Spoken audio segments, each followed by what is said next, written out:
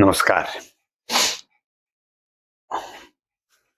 इस वीडियो को शुरू करने से पहले और अपनी बात को रखने से पहले मैं आपको एक छोटी सी वीडियो क्लिप दिखाता हूं।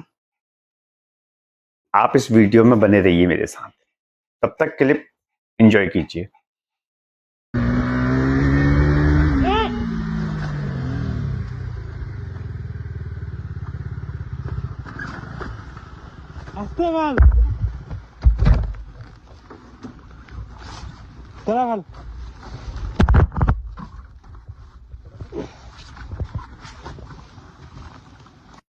तो जैसा कि इस क्लिप में आप देख रहे थे, एक कोई यंगस्टर्स स्पोर्ट्स बाइक पर पहाड़ों में तेज गति से ट्रेवल कर रहा था।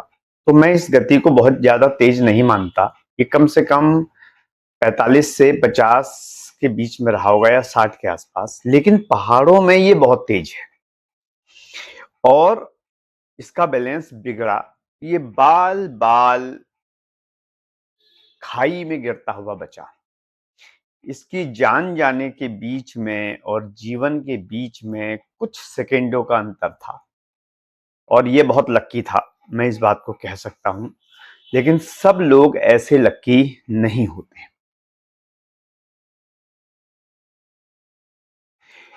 एक रिपोर्ट है, सड़क परिवहन और राजमार्ग मंत्रालय की रिपोर्ट है ये, और इसके अनुसार हर साल भारत में 80,000 से लेकर 82,000 तक रोड एक्सीडेंट के जो केसेज हैं वो टू व्हीलर से हैं। मैंने इसमें फोर व्हीलर को ऐड नहीं किया हुआ है, मैं आपको टू व्हीलर का आंकड़ा बता रहा हूं कि 80,000 से 82,000 एक्सीडेंट टू व्हीलर से होते हैं। कुल मिलाकर टोटल एक्सीडेंट का 45% हिस्सेदारी टू व्हीलर से है। और इन एक्सीडेंट के कारण क्या क्या हैं? पहला कारण, तेज रफ्तार से टू व्हीलर को ड्राइव करना। दूसरा कारण, सेफ्टी इक्विपमेंट्स जैसे हेलमेट वगैरह ना यूज करना। तीसरा कारण है, जो रोड्स के रूल्स एंड रेगुलेशंस हैं उनको फॉलो ना करना। और चौथा बड़ा कारण है, खराब सड़कें और सरकार की लापरवाही। ये चार बड़े कारण हैं जिसकी वजह से हजारों लोग अपनी जान से हाथ धो देते हैं और अपने परिवार के लोगों को रोने और बिलखने के लिए छोड़ जाते हैं। अब प्रश्न है कि इसको सुधारा कैसे जाए? तो हमको एक बात ध्यान रखनी पड़ेगी कि जो भी तेज गति से टू व्हीलर को ड्राइव कर रहा है, ये किस एज ग्रुप का बाइकर है? तो अगर आप देखेंगे तो ये एज ग्रुप निकल के आती है 16 साल से लेकर 25-26 साल तक और ज्यादा से ज्यादा 30 साल तक। मतलब हम कहेंगे कि 16 साल से लेकर 30 साल तक की उम्र के लोग तेज ड्राइविंग का शौक रखते हैं।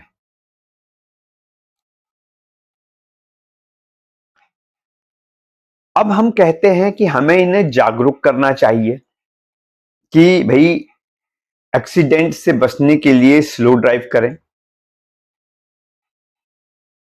एक पर्टिकुलर स्पीड पर ड्राइव करें, जिसके लिए सरकार ने जगह जगह speed speed marking advertisement boards भी लगा रखे हैं। लेकिन इस उम्र में एक जोश होता है, उड़ने का जोश होता है, दुनिया को पीछे छोड़ने का जोश होता है, कुछ अलग करने का जोश होता है। इसलिए हम कितनी भी कोशिश कर लें, हम इस एज ग्रुप के बच्चों को एग्रेसिव होने से,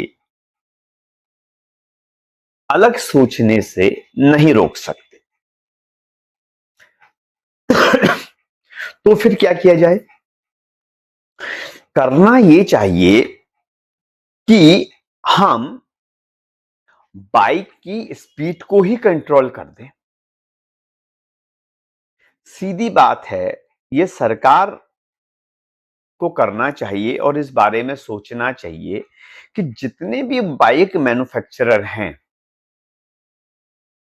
उनसे कह दिया जाए कि आपकी बाइक की last speed limit 80 kilometre per hour से ज्यादा की नहीं होनी चाहिए, जो कि स्पीडोमीटर पर 120, 140, 160 और स्पोर्ट्स बाइक में तो 220, 240, 250 तक दिखाई देती है। तो हमको मैन्युफैक्चरर्स के ऊपर लगाम लगानी पड़ेगी, क्योंकि यंगस्टर्स को समझाना, जवान खून को समझाना किसी के लिए भी पॉसिबल नहीं है। तो हम ऐसी बाइकों को मार्केट में उतारें जिनकी speed limit 80 kilometre per hour से ज्यादा न जाती हो। और यही भारत के रोड्स का लॉबी कहता है, क्योंकि जगह जगह जितने भी हाईवेज डेवलप हो रहे हैं या इंटरसिटी रोड्स डेवलप हैं, अगर हम देखें तो हाईवेज पे साफ साफ लिखा गया है कि जो स्पीड लिमिट है वो 80 किलोमीटर से ऊपर नहीं है। तो फिर बाइक को 120 किलोमीटर, 140 किलोमीटर की स्पीडोमीटर के साथ 160 किलोमीटर पर आवर की स्पीडोमीटर के साथ उतारना भारत की जनता की जान को जोखिम में डालना है। इसमें भी दो चीजें करनी चाहिए। जितनी भी बाइकें 200 सीसी तक हैं, इनकी speed limit 80 kilometre per hour से ऊपर नहीं होनी चाहिए, लास्ट इतना ही होना चाहिए। तो अपने आप ही चीजें बैलेंस हो जाएंगी। जब आपकी बाइक 80 किलोमीटर पर आवर से ऊपर जाएगी ही नहीं, तो एक्सीडेंट्स के चांसेज अपने आप रिड्यूस हो जाएंगे। और 60 टू 80 किलोमीटर पर जो एक्सीडेंट के चांसेज होते हैं वो कंपैरेटिवली कम होते हैं 100 और 110, 120 किलोमीटर पर आवर की स्पीड से। तो ये मेरा एक शानदार सजेशन है इंडियन गवर्नमेंट को कि इस पर ध्यान दिया जाए। दूसरी चीज है हेलमेट का यूज करना।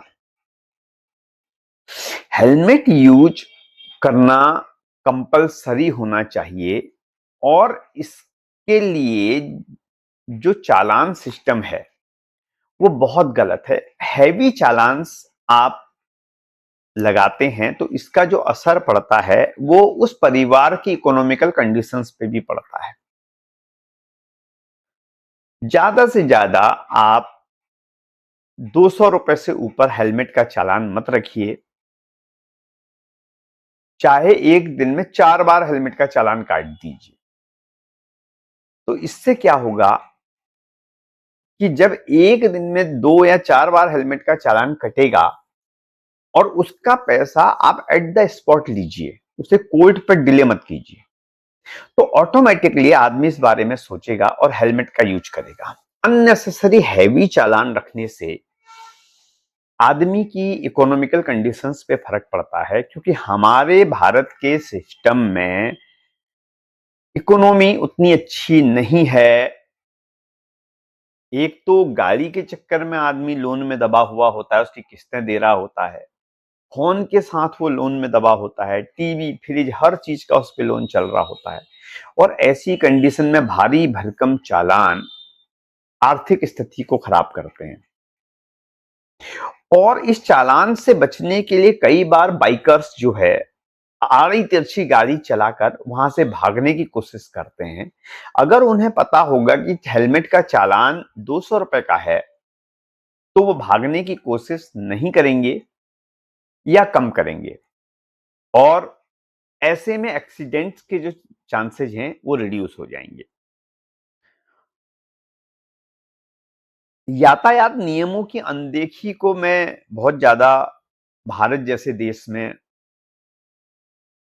नहीं लेता, क्योंकि यहां कोई नियम नहीं है। यहां नियम कागजों में है और वो नियम ब्यूरोक्रेट्स ही तोड़ते हैं, डेमोक्रेट्स तोड़ते हैं। तो आम जनता पर नियम जैसी चीज को थोपना मेरी समझ से परे है। चौथा सबसे बड़ा कारण है खराब सड़कें। अगर मैं शहरों की बात करूं, शहरों में जेब्रा क्रॉसिंग्स नहीं है। जगह जगह पर जेब्रा क्रॉसिंग्स होनी चाहिए, जगह जगह पर रबर पैडेड स्पीड ब्रेकर्स होने चाहिए। और अगर हमारी जो बाइकों की स्पीड कंट्रोल कर दी जाए, जैसे अगर हमारी बाइक 125 सीसी तक की है, 125 सीसी तक की अगर बाइक है, तो उसकी speed limit 60 kilometre per hour से ज्यादा नहीं होनी चाहिए। स्पीडोमीटर पर ही 60 किलोमीटर पर आवर होनी चाहिए, क्योंकि इतनी 120 सीसी तक की बाइकें जैसे ही रोड पर 80 क्रॉस करती हैं तो वाइब्रेट करने लग जाती हैं, और ये वाइब्रेशन उनको एक्सीडेंट की आड़ में धकेल देता है। तो अगर हम इसे 60 किलोमीटर पर आवर कर देंगे, तो आप उसके बाद देखिएगा कि एक्सीडेंट के चांसेस घटकर 10%, 15% से ज्यादा नहीं रह जाएंगे। और जो 150 सीसी या 200 सीसी तक की बाइकें हैं, इनकी speed limit 80 kilometre per hour speedometer में, और जो इससे ऊपर की हैं उनकी 100 kilometre per hour, not more than 100 sufficient है। क्योंकि वो कहीं रेस लगाने थोड़ी जा रहे हैं, ना किसी ऐसी रेसिंग में पार्टिसिपेट कर रहे हैं जहां उनका जीतना जरूरी हो। तो हमको टू व्हीलर ड्राइवर्स को भी बचाना है। पैदल चल रही जो जनता है, जो बेचारी निर्दोष है, मॉर्निंग वॉक पे निकलते हैं और पीछे से बाइक वाला ठोक जाता है, स्कूटी वाला ठोक जाता है, उसको भी बचाना है। तो ये बहुत अच्छे सुझाव हैं जो मैं दे रहा हूं। और मैं पेरेंट्स से कहना चाहता हूं जिनके पास भी गाड़ियां हैं, क्योंकि सरकार इस बात को करेगी या नहीं करेगी, मेरी बात उन तक पहुंचेगी या नहीं पहुंचेगी, कोई जरूरी नहीं है। लेकिन अगर मेरी बात 10, 20, 50 पेरेंट्स तक पहुंच रही है, तो आप अपनी बाइक को, अपनी स्कूटी को मैकेनिक के पास ले जाकर उसकी स्पीड लिमिट को लिमिटेड करवा दीजिए। अगर आपकी बाइक हल्की कैटेगरी की है, Splendor, Platina, scooty, Honda, Jupiter, तो इसकी लिमिट 60 किलोमीटर पर आवर पे स्टॉप करवा दीजिए कि उससे आगे ये बढ़े ही ना। इसका फायदा क्या होगा कि आप पेरेंट्स हैं, आप तो तेज नहीं चलाएंगे, लेकिन आपके जो बच्चे यंगस्टर्स हैं, जब वो इसे दौड़ाने की कोशिश करेंगे तो ये दौड़ेगी नहीं, और आप के बच्चे आपके सामने जीवित खड़े रहेंगे और आप खुशियां मनाते रहेंगे। दूसरा इसका फायदा क्या होगा कि रोड पर स्पीड के चक्कर में कटने वाला चालान से आपके बच्चे और आप हमेशा बच जाएंगे। और अगर आपके पास बाइक 150 सीसी की है, 180 सीसी की है, 200 सीसी की है, तो आप स्पोर्ट्स की लिमिट को 80 किलोमीटर पर आवर पे स्पीड लास्ट कर दीजिए मैकेनिक के पास ले जाकर। फिर यही फायदा होगा, क्योंकि भारत के हाईवेज की जो लिमिट है वो 80 किलोमीटर पर आवर से ज्यादा है ही नहीं, तो चालान कटेगा ही नहीं। दूसरा, heavy bike 80 kilometre per hour की स्पीड पे चलते समय अगर ब्रेक्स यूज किए जाएं तो वो कंट्रोल्ड हो जाती है, रुक जाती है, हम एक्सीडेंट्स को रोक सकते हैं। तो पेरेंट्स से मेरी रिक्वेस्ट है, जागरूक बने। जो मैं कह रहा हूं ऐसी बातें कोई नहीं कहेगा, क्योंकि मैं इन सब चीजों के बारे में सोचता रहता हूं कि चीजों को कैसे बदला जा सकता है, और ये एक तरीका है अपने बच्चों को बचाने का। और अगर आपके पास हैवी बाइक्स हैं, इनफील्ड 400 सीसी की स्पोर्ट्स बाइक हैं, नाम मुझे ध्यान नहीं है, 350 सीसी की बाइकें केटीएम जैसी या यामा की स्पोर्ट्स बाइक आती हैं, या आपकी बजाज की स्पोर्ट्स बाइक आती हैं, तो आप उनकी लिमिट को 100 किलोमीटर पर आवर पर लिमिटेड करवा दीजिए। आपके बच्चे चाहकर भी उससे ऊपर ना भाग पाए, ना चला पाए, तो आपके बच्चे आपके सामने दिवाली बनाएंगे, होली बनाएंगे, रक्षाबंधन बनाएंगे और इस दुनिया का हिस्सा बनकर मुस्कुराते रहेंगे, और ये मुस्कुराहट आपके जीवन में हमेशा दिखाई देगी। मेरे इस वीडियो को आगे तक पहुंचाएं, शेयर करें, मेरे चैनल को सब्सक्राइब करें। मैं कोशिश करता हूं कि हमेशा कुछ अच्छी बातों को लेकर आपके सामने आऊं, कुछ सच्ची बातों को लेकर आपके सामने आऊं।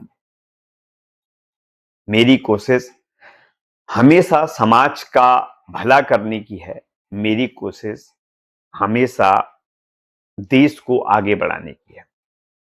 साथ ही सरकारों से मेरा अनुरोध है, कृपया अपने हित से ऊपर उठकर, धर्म से ऊपर उठकर, गंदी राजनीति से ऊपर उठकर हर गांव की सड़क, हर गली की सड़क को दुरुस्त करें, मजबूत इंफ्रास्ट्रक्चर का निर्माण करें। ये देश हमारा है, हम सबका है, ये समाज हमारा है, हम सबका है, और एक ऐसे भारत को आप सपना देखें जिसका कंपैरिजन हम डेवलप्ड देशों के साथ कर पाए, अपने पड़ोसी चाइना के साथ कर पाए, साउथ कोरिया के साथ कर पाए, जापान के साथ कर पाए, सिंगापुर के साथ कर पाए, अमेरिका, फ्रांस, ब्रिटेन, ऑस्ट्रेलिया, इन देशों के साथ कर पाए। अगर हमारा भूटान के साथ कर पाए, अगर हमें कंपैरिजन पाकिस्तान के साथ करना पड़े, बांग्लादेश के साथ करना पड़े, अफ्रीकन कंट्रीज के बदहाल गरीब देशों के साथ करना पड़े, तो हमारा जीना बेकार है।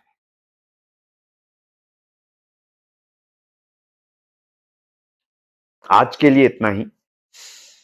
मेरी इस मुहिम में मेरा साथ दीजिए।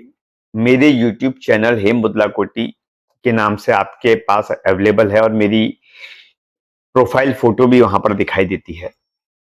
इसको सब्सक्राइब जरूर करें, लाइक करें, शेयर करें अपने दोस्तों तक, व्हाट्सएप के माध्यम से शेयर करें, फेसबुक के माध्यम से शेयर करें।